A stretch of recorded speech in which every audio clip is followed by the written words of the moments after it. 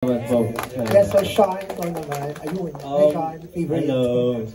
Ano po, siguro, as a filmmaking student, very related po, no? Pero, ako ang na-discover ko is how much ako mas passionate about acting po talaga. I mean, I get to learn through, sa school po, how to make films, ganun.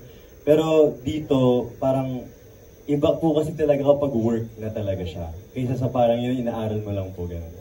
Pero dito, yun po, natutunan ko po talaga how passionate I am about acting. Kagaya kay Emilio, sobrang na-inlove po talaga ako sa pag-arte.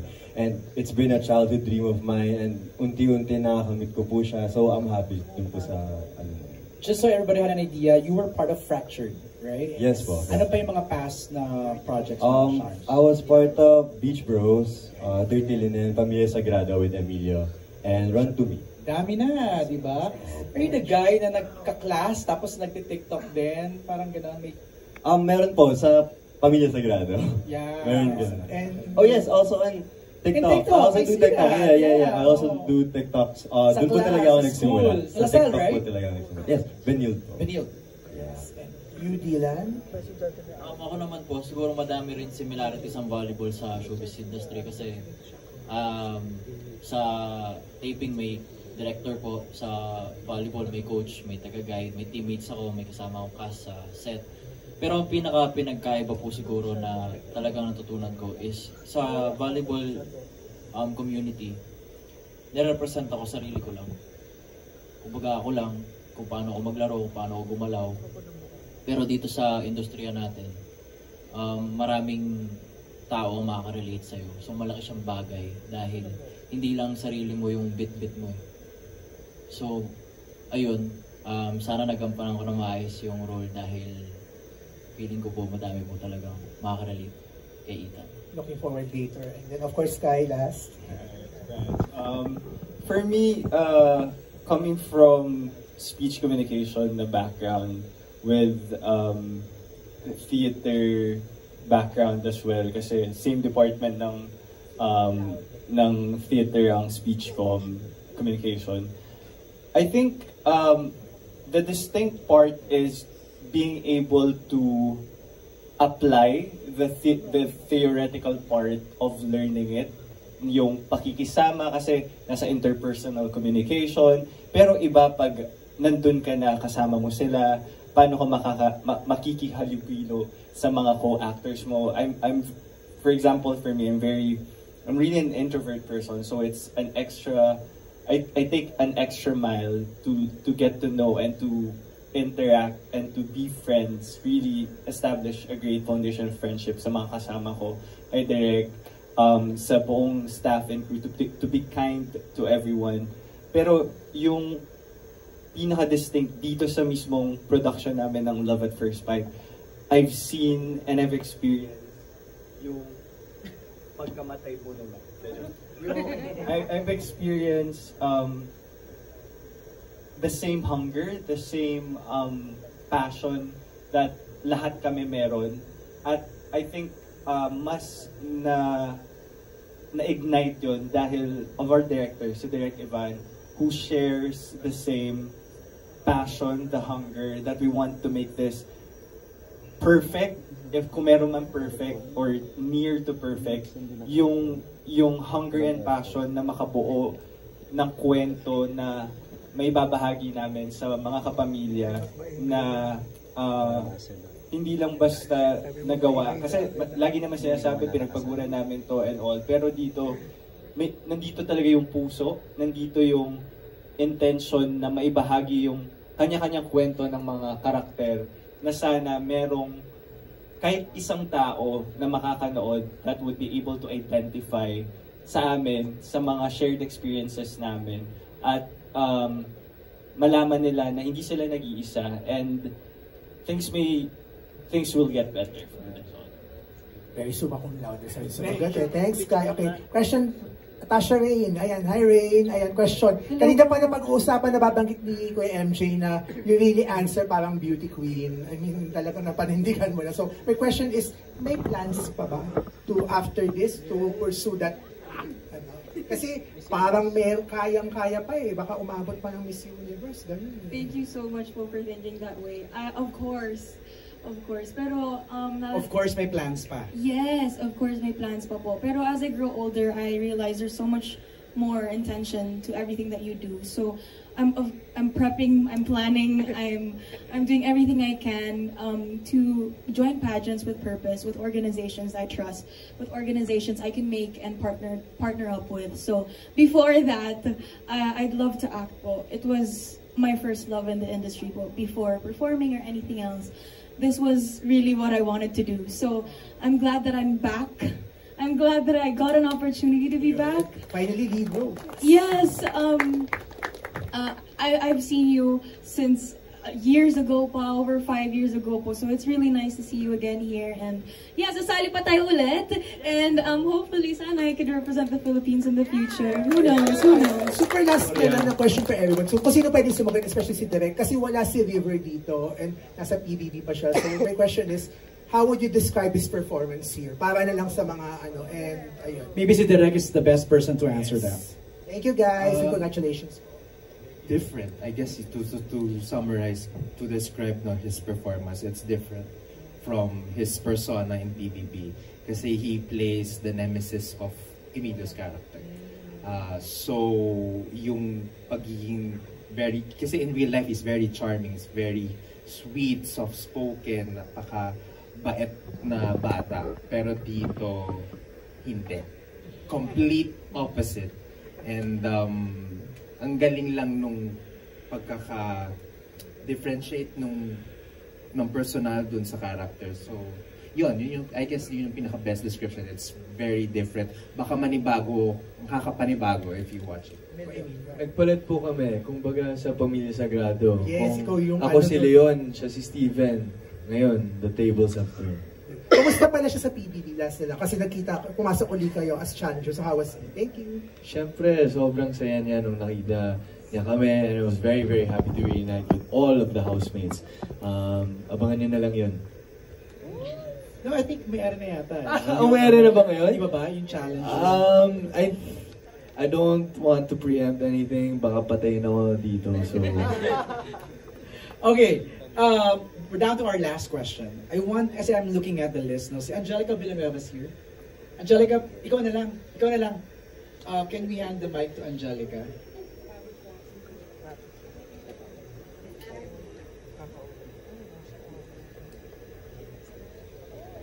Hello. Hello po. Congratulations po first of all sa buong cast. Kinabahan. Okay, my first question is for Emilio. Congratulations again.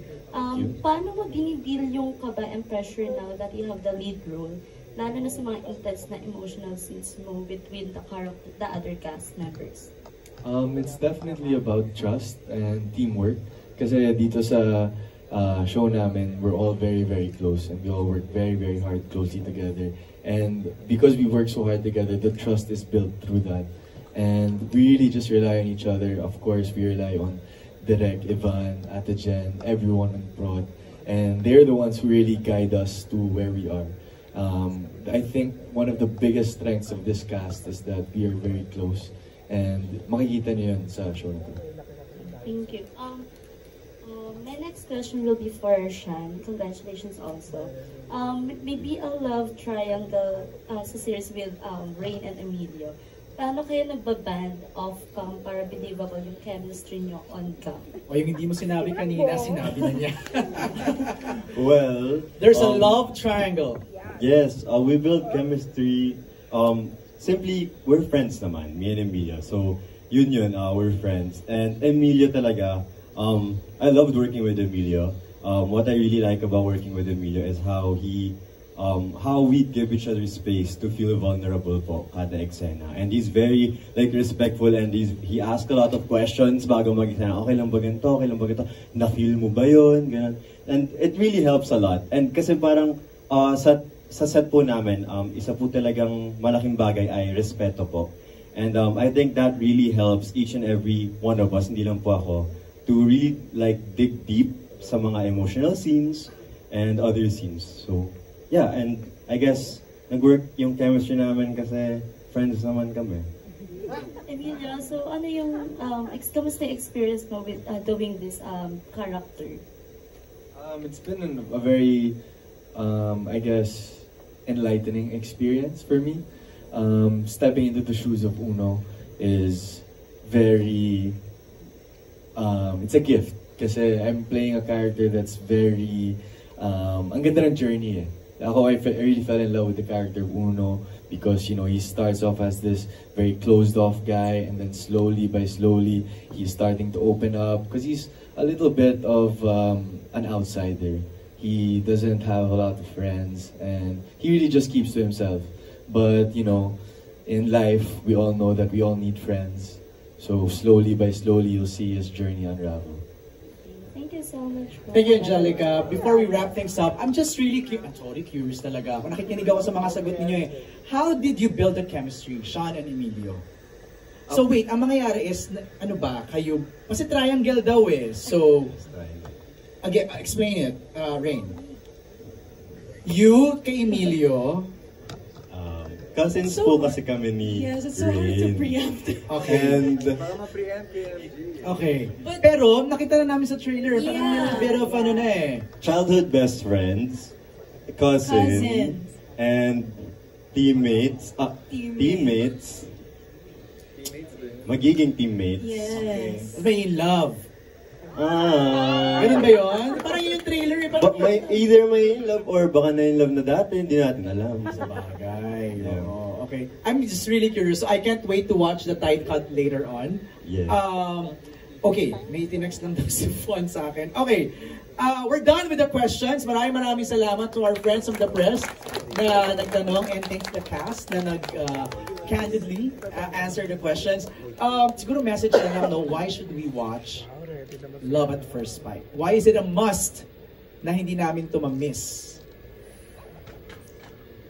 Mga kapamilya, mga kaibigan natin sa press, kailangan nyo pong manood ang Love at First Bite kasi makita nyo po ang galing ng bawat artista na nandito, yung director po namin, ang mga producer po namin. Pinag-arapan po talaga namin ito. This is a culmination of all of the hard work that we put into this. Almost 6 months together. And grabe talaga yung blood, sweat, and tears na binigay namin dito. And of course, ang message talaga ng show na to is very, very nice. So I hope ma-appreciate to ng mga tao. And I think marami talagang matutunan ang mga taong nanonood ng Love at First Bite.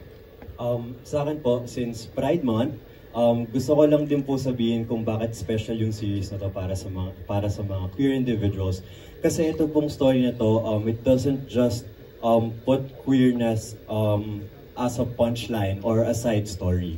It really treats their stories with heart, with truth, and it's really special kasi it treats their stories with heart, and it treats their story with respect, and I think that kind of visibility really matters.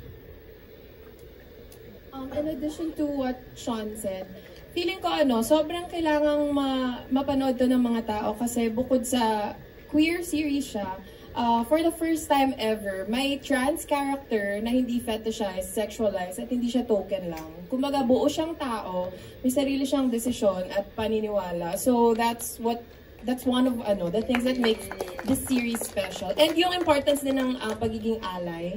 Kasi feeling ko, bilang member ng LGBTQIA++ community, we were conditioned na tayo lang yung gagawa ng paraan to move and push the narrative and advocacy forward. Pero dito papasok yung importance ng pagiging ally, na parang kung member ka ng queer community, you get to choose your own family, not by blood. And merong may tatanggap sa'yo, kagaya ng ginawa nilang pagtanggap sa akin. And makikita at magta-translate yun sa screen. So yun, allies are important. Happy Pride, everyone! Before Rain gives her the message, tama yun, we have queer actors, LGBT members, acting on a LGBT project, di ba? Hindi sila palamuti, or hindi sila punchline, tao sila, buo. Ganun. Sky. For me, this is really a must-watch kasi bawat karakter na isinulat nila Direk, nila Kuya Ash dito, may kanya-kanyang danas, may kanya-kanyang struggles, may be part of the LGBTQIA+ community. Si Farah, heterosexual, si Uno, heterosexual.